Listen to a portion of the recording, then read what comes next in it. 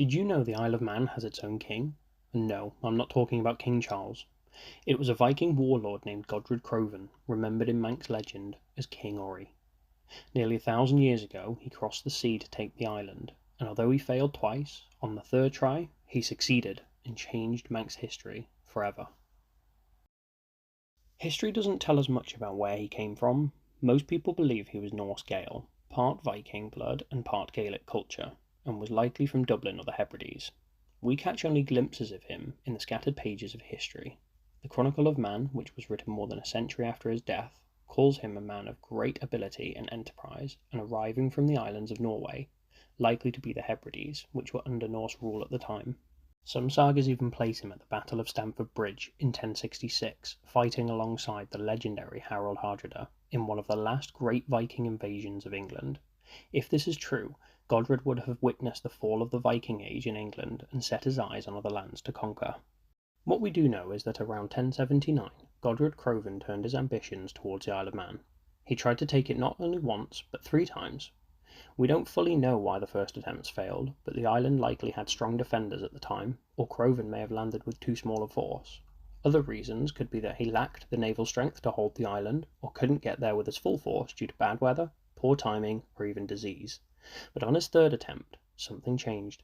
Whether by force, cunning, or opportunity, Crovan finally succeeded.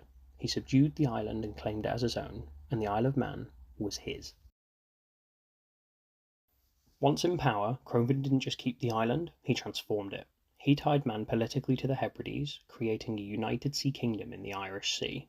He strengthened its independence from Irish rulers, reinforced the Norse system of law and open-air assemblies, and secured it with ships and warriors loyal to him.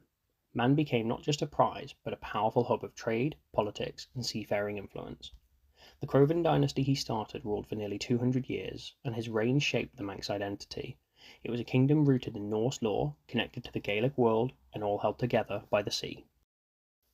Crovan died in 1095, and not in the chaos of battle, but during a plague on the island of Islay. There was no grand funeral recorded, no carved stone to mark his resting place.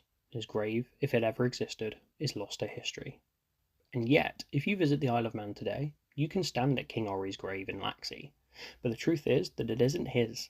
It's a Neolithic tomb built over 5,000 years before Godred was born.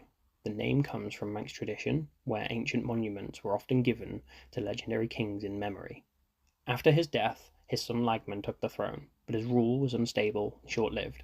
But still, the Crovan dynasty endured, shaping the Irish Sea for generations. The name King Orry never appears in the chronicles of his time. It came later, through folklore, as stories of the island's founding king grew into legend. And it worked, because today he's remembered not just as a conqueror, but as the foundation of a kingdom, the ruler who came from across the sea and carved his legacy into the Isle of Man. Although his story remains a fine blend of history, mystery, and legend, his legacy continues to echo across the island and will be remembered throughout time. Thank you for watching, and if you enjoyed this video, let me know in the comments, and don't forget to like and subscribe for more. And for any Manx speakers watching, Gulamayu.